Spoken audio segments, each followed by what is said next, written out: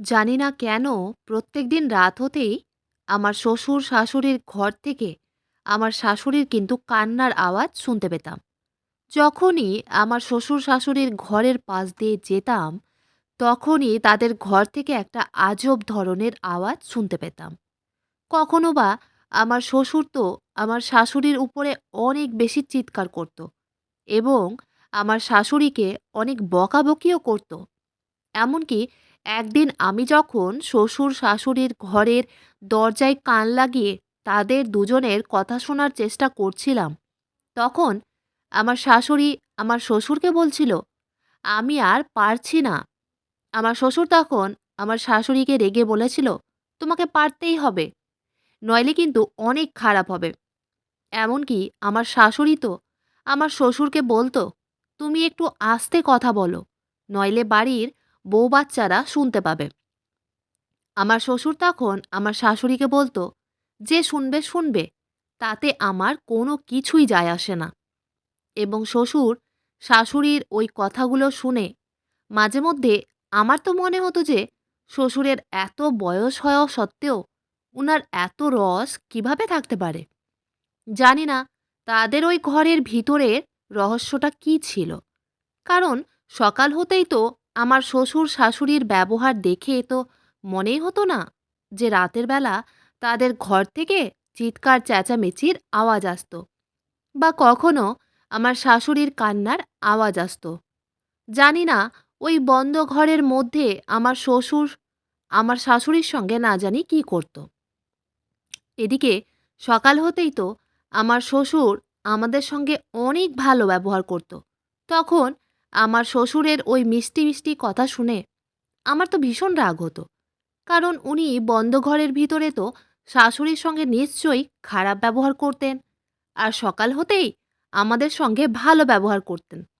তাই আমার শ্বশুরের উপরে আমার খুব রাগ হতো, কিন্তু আমি কিছুই বলতে পারতাম না। আসলে আমরা দুই জা ছিলাম। আমি বাড়ির ছোট বউ, আমি বিদিশা। বিয়ে হয়ে যখন প্রথম শ্বশুরবাড়িতে আসি, তখন ফুলশয্যার রাতে আমার বর আমাকে অনেক ভালোবেসে একটা সোনার নেকলেস উপহার দিয়েছিল এবং বলেছিল, "বিদিশা, আমি তোমাকে এই নেকলেসটা উপহার দিয়েছি। এই কথাটা যাতে আমার মা জানতে না পারে।" আমি তখন আশ্চর্য হয়ে আমার বরকে বলেছিলাম, "কেন? তোমার মা জানলে তোমাকে বকাবকি করবে নাকি?"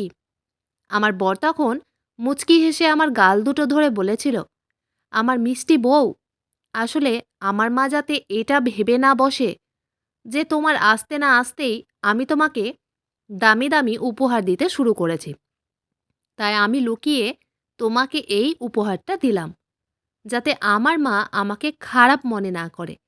কারণ আমি তোমাকে যতটা ভালোবাসি ঠিক ততটাই আমার মাকেও ভালোবাসি।" তারপর আমরা দুজন যখন একে অপরের কাছে আসি, ঠিক ওই সময় আমার শ্বশুর শাশুড়ির ঘর থেকে চিৎকার চেঁচামেচির আওয়াজ আসে। আমার শ্বশুর তখন চিৎকার করে আমার শাশুড়িকে বলছিল, "তুমি যদি না করো তাহলে কিন্তু খুবই খারাপ হবে।" আমার শাশুড়ি তখন আমার শ্বশুরকে বলছিল, "আমি করব না।" প্রথম দিন রাতেই শ্বশুরবাড়িতে এসে শ্বশুর শাশুড়ির ঘর থেকে চিৎকার চেঁচামেচির আওয়াজ শুনে আমি তো প্রথমে ঘাবড়ে গিয়ে আমার বরকে জিজ্ঞেস করেছিলাম যে শ্বশুর শাশুড়ি কেন এত চিৎকার করছে। আমার বর তখন আমাকে বলেছিল, "বিদিশা, তোমাকে ওদিকে ধ্যান দিতে হবে না, তুমি শুধু এখন আমাকে সময় দাও।" তারপর বরের কথা অনুযায়ী আমি আর ওদিকে ধ্যান না দিয়ে বরের সঙ্গে সময় কাটিয়েছিলাম। পরের দিন সকালবেলা জ্যাঠানি আমার ঘরে এসে বলেছিল আমাকে নাকি প্রথম দিন পায়েস রান্না করে সবাইকে খাওয়াতে হবে, এবং রান্নাঘরে আমার জ্যাঠানি আমার অনেক সাহায্যও করেছিল, এবং আমি ওই সময় জ্যাঠানির সঙ্গে গল্পও করছিলাম এবং পায়েস রান্না করছিলাম। ঠিক ওই সময় আমার শাশুড়ি রান্নাঘরের ভিতরে এসে আমার মাথায় হাত বুলিয়ে বললেন, "ছোট বৌমা, পায়েস রান্না করছো? খুব ভালোভাবে পায়েস রান্না করো, কারণ পায়েস রান্না ভালো হলে ১,৫০০ টাকা শগুন দিব।" ঠিক তখনই আমার শাশুড়ির আমার গলার দিকে নজর গেল এবং উনি আমার গলার নেকলেসে হাত দিয়ে বললেন, "বাহ! এই নেকলেসটা তো ভীষণ সুন্দর লাগছে, কিন্তু বৌমা, এটা তো তুমি বিয়ের দিনে পরেছিলে না। তাই এটা বুঝি আমার ছেলে কাল রাতে তোমাকে উপহার দিয়েছে? আমি তখন শাশুড়ির কথা শুনে অনেক বেশি ঘাবড়ে গিয়ে ভয় পেয়ে মিথ্যে কথা বলার চেষ্টা করেছিলাম। কিন্তু জানি না কিভাবে শাশুড়ি ধরেই ফেলেছিল যে ওই নেকলেসটা আমার বর আমাকে উপহার দিয়েছে। এবং আমি তো এটা ভেবে আশ্চর্য ছিলাম যে উনি এটা কিভাবে জানতে পারলেন যে কাল রাতে আমার বর আমাকে এটা উপহার দিয়েছে। তারপর শাশুড়ি যখন ঘর থেকে বেরিয়ে চলে গেলেন, তখন রিমা বৌদি, মানে আমার জ্যাঠানি, আমাকে বলল, আরে বিদিশা, আমার শাশুড়ি থেকে একটু সাবধানে থাকবে কিন্তু। উনি কিন্তু সব কিছুই জানতে পারেন। কারণ তোমার ভাসুর আমাকে লুকিয়ে লুকিয়ে জিনিস দিত আর বলতো আমার মাকে বলবে না। কিন্তু সে তো নিজেই তার মাকে সব কিছুই বলে দিত, আর আমি আমার শাশুড়ির সামনে খারাপ হয়ে যেতাম। তারপর আমি যখন তোমার ভাসুরকে জিজ্ঞেস করতাম যে তুমি তো তোমার মাকে বলতে বারণ করেছিলে, কিন্তু তুমি তো নিজেই তোমার মাকে সব কিছুই বলে দিয়েছ, তখন তোমার ভাসুর আমাকে বলতো, কই, না তো, আমি তো আমার মাকে কিছুই বলিনি। কিন্তু এখন আমি আর তোমার ভাসুরের কোনো কথাই শুনি না। তোমার ভাসুর আমাকে যা উপহার দেয় সেই সব কিছু, সেই সব কথা আমি আমার শাশুড়িকে আগেই বলে দিই। তোমার ভাসুর আমাকে বলতে বারণ করে, কিন্তু আমি তাও তার কথা শুনি না। আমি আমার শাশুড়িকে সব কিছু বলে দিই। কারণ শাশুড়ির বকা আমি খেতে চাই না। কারণ শাশুড়িকে দেখে আমার কিন্তু ভীষণ ভয় লাগে। আমার জ্যাঠানির কথা শুনে তো আমিও অনেক বেশি আশ্চর্য ছিলাম। কারণ আমার বর তো নিজেই বলেছিল যাতে আমি নেকলেসের কথাটা আমার শাশুড়িকে না বলি। তাহলে আমার শাশুড়ি কিভাবে জানতে পেরেছিল যে আমার বর আমাকে ওই নেকলেসটা উপহার দিয়েছিল? তারপর সেদিন দুপুরের খাওয়া দাওয়ার পরে আমি বরকে পার্সোনালভাবে জিজ্ঞেস করেছিলাম যে তুমি তো আমাকে বলতে বারণ করেছিলে যে আমি যাতে নেকলেসের কথাটা তোমার মাকে না বলি। কিন্তু তুমি তো নিজেই তোমার মাকে নেকলেসের কথাটা বলে দিয়েছো। আর আজ আমি তোমার মায়ের সামনে খারাপ হয়ে গেছি। আমার বর তখন আমাকে হেসে বলেছিল, আমার মা ভীষণ চালাক। আর তুমি আমার মাকে ভালো করে মিথ্যে কথাটা বলতে পারোনি। তাই তুমি ধরা পড়ে গেছো। আর আমি আমার মাকে এই ব্যাপারে কিচ্ছু বলিনি। আর ওদিকে আমি ও বর যখনই একসঙ্গে সময় কাটানোর জন্য কাছে আসতাম, তখনই প্রত্যেকদিন রাতে আমার শ্বশুর শাশুড়ির ঘর থেকে আমার শ্বশুরের চিৎকারের আওয়াজ আসতো। জানি না আমার শ্বশুর প্রত্যেকদিন রাতে কেন আমার শাশুড়ির উপরে চিৎকার করতেন। এইভাবে আমার শ্বশুর বাড়িতে প্রায় ৭ দিন হয়ে গেছিল। কিন্তু আমি তো আমার শাশুড়ির আমাদের সঙ্গে কোনো খারাপ ব্যবহার দেখতে পাইনি। বরঞ্চ উনি তো আমাদের ভীষণ ভালোবাসতেন। তাহলে আমার শ্বশুরমশাই কেন রোজ রাতে আমার শাশুড়ির উপরে চিৎকার করতেন? এদিকে আমার বরকে যখনই বলতাম যে আমার শ্বশুর কেন রোজ রাতে আমার শাশুড়ির উপরে চিৎকার করে, তখন আমার বর বলতো, দেখো বিদিশা, আমাদের কোনো দরকার নেই আমার বাবা মায়ের মাঝখানে পড়ার। ওরা ওদের ঝামেলা ঠিক মিটিয়ে নেবে। তাই তোমাকে তাদের মাঝখানে পড়ার কোনো দরকার নেই। এদিকে জানি না কেন আমার বর আমার সঙ্গে কোনো জায়গা লুকিয়ে ঘুরতে যাওয়ার প্ল্যান করলেও আমার শাশুড়ি সেটা ঠিক জানতে পেরে যেত। এবং যখনই আমি বরকে বলতাম যে তুমি তো আমাকে এই কথাটা বলতে বারণ করেছিলে যে আমরা ঘুরতে যাব, তাহলে তুমি কেন তোমার মাকে বলে দিয়েছো যে আমরা ঘুরতে যাচ্ছি? বর তখন প্রত্যেকবারের মতোই সেদিনও বলেছিল যে আমি তোমাকে যেই কথাটা মাকে বলতে বারণ করি সেই কথাটা আমি কখনোই মাকে বলি না। তখন আমি বরকে বলেছিলাম, তাহলে তোমার মা আমাদের মাঝে প্রত্যেকটা কথা কিভাবে জানতে পারে? বর তখন আমাকে বলেছিল, আসলে ঘুরতে যাওয়ার কথা আমি কাল রাতে বন্ধুদের সঙ্গে ফোনে কথা বলছিলাম। ওই সময় হয়তো আমার মা আমার কথাগুলো শুনতে পেয়েছে। তাই হয়তো আমার মা আমাদের ঘুরতে যাওয়ার কথা জানতে পেরে গেছে।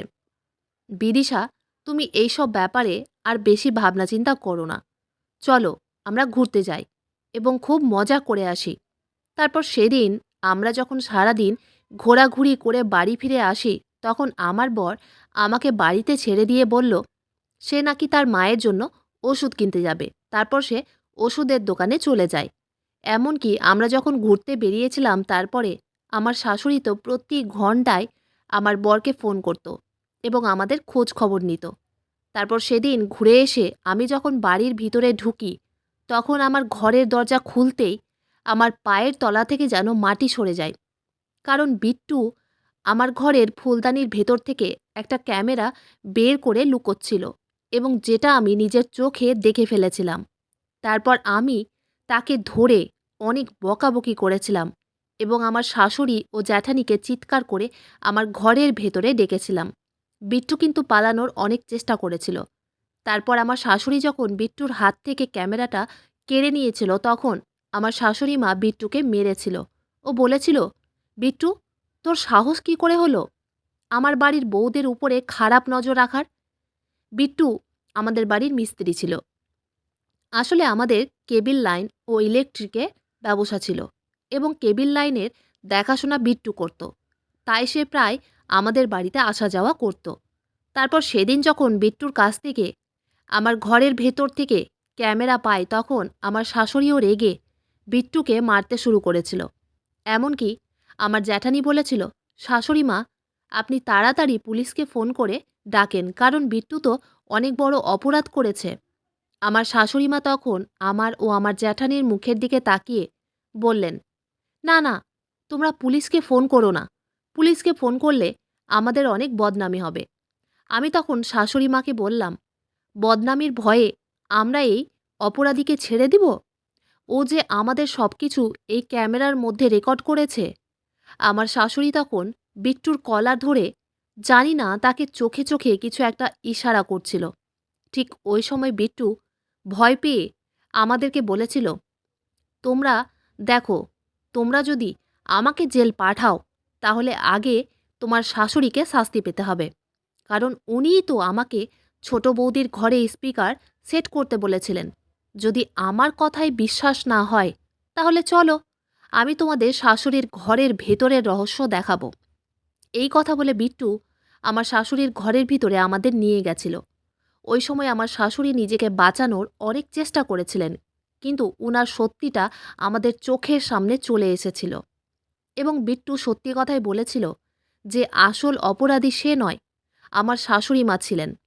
আসলে শাশুড়ি মা আমার ঘরে ও আমার জ্যাঠানির ঘরে স্পিকার সেট করে রেখেছিলেন এবং সেটার কানেকশন নিজের ঘরের স্পিকারের সঙ্গে সেট করে রেখেছিলেন, যাতে আমাদের স্বামী স্ত্রীর মাঝের প্রত্যেকটা কথা উনি জানতে পারেন।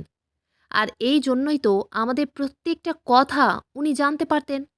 এমনকি আমার জ্যাঠানি তো এতদিন ধরে এটাই জানতে পারেনি যে তার ঘরেও প্রথম থেকেই একটা ছোট্ট স্পিকার সেট করা ছিল।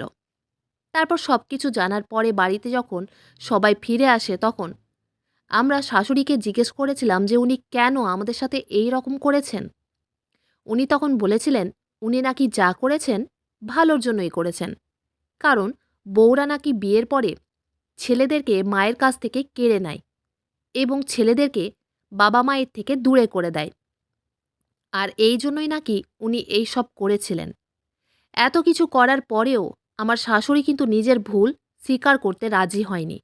তখন আমার শ্বশুরমশাই অনেক রেগে আমার শাশুড়ির দিকে এগিয়ে এসে চিৎকার করে বলেছিলেন, এই দিনটার জন্যই আমি তোমাকে প্রত্যেক দিন রাতে বাধা দিতাম যে তুমি এসব নোংরা বাজে কাজ করো না। কিন্তু তুমি প্রত্যেক দিন রাতে আমার চোখের সামনে স্পিকার অন করে ছেলে বৌমার মাঝের সব কথা শুনতে, আর আমি বাধা দিলে তুমি আমাকেই এই হুমকি দিতে। ছি, তোমার তো লজ্জা করা উচিত যে তুমি এই ধরনের মা। সেদিন আমার আর কোনো কিছুই বুঝতে বাকি ছিল না।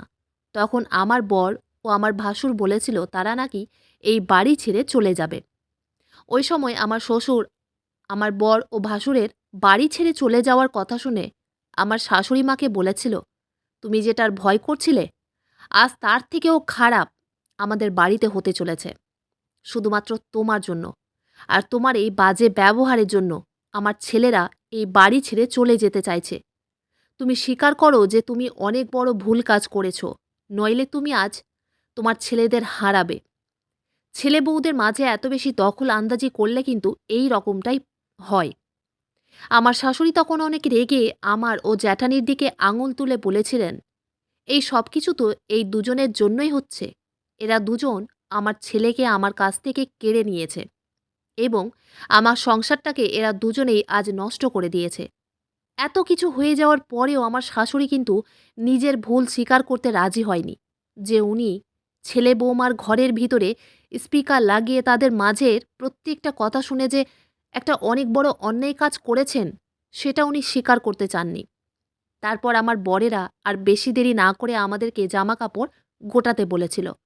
তারপর আমরা যখন সত্যি সত্যি ঘর ছেড়ে বেরোচ্ছিলাম, তখন আমার শ্বশুরমশাই শাশুড়িকে বলেছিলেন, এখনো সময় আছে, নিজের ভুল স্বীকার করে নিজের ছেলে ও বৌমাদের আটকে নাও, নইলে চিরকাল তুমি একাই থাকবে এবং আমার ছেলে ও বৌমাদের সঙ্গে আমিও এক্ষুনি এই মুহূর্তে এই বাড়ি ছেড়ে চলে যাব। তারপর আমার শ্বশুরমশাই যখন আমাদের সঙ্গে বাড়ি ছেড়ে চলে যাওয়ার সিদ্ধান্ত নিয়েছিলেন, তখন আমার শাশুড়ি বাধ্য হয়ে নিজের ভুল বুঝতে পেরে আমাদের কাছে ক্ষমা চেয়েছিলেন এবং নিজের ছেলেদের জড়িয়ে ধরে বলেছিলেন, আমি তোদের অনেক ভালোবাসি রে। আমার মনে একটা ভয় কাজ করছিল। আমি কখনোই চাইনি যে বাড়িতে বউদের আসার পরে তোরা যাতে আমার থেকে দূরে সরে যাস। আমার ভাসুর ও আমার বর তখন তার মাকে অনেক ভালোবেসে বুঝিয়ে বলেছিল, ছেলে ও মায়ের ভালোবাসা কেউ কখনোই কেড়ে নিতে পারে না। তোমার জায়গা আগে যেখানে ছিল সেখানেই থাকবে। তাই তুমি কখনোই ভয় পেও না যে তোমার বউরা আমাদেরকে তোমার থেকে দূরে করে দিবে। এটা কখনোই হবে না।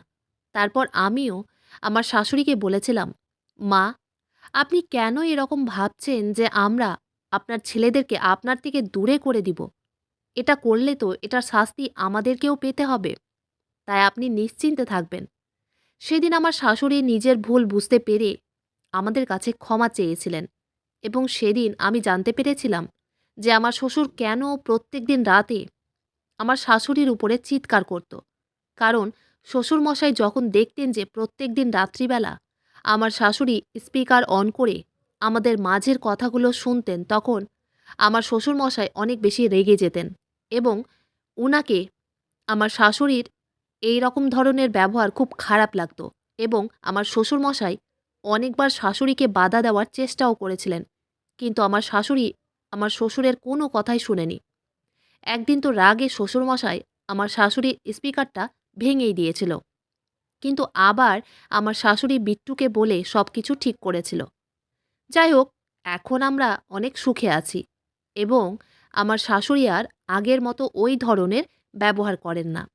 এমনকি আমরাও তাকে এতটাই ভালোবাসা দিয়েছি যে শাশুড়ির মনে কখনো ওই ধরনের দুশ্চিন্তা আসবেই না যে আমরা তার ছেলেদের তার থেকে দূর করে দিব। আমি তো প্রথমে শ্বশুরমশাইকেই খারাপ মনে করেছিলাম, কিন্তু আমি ভুল ছিলাম। যাই হোক, এখন আমাদের মাঝে সব কিছু ঠিক আছে। বন্ধুরা, আজকের গল্পটি এখানেই শেষ করছি। গল্পতে কোনো ভুল ত্রুটি থাকলে ক্ষমা করে দিবেন। গল্পটি ভালো লাগলে অবশ্যই লাইক, শেয়ার, সাবস্ক্রাইব করতে ভুলবেন না। ধন্যবাদ।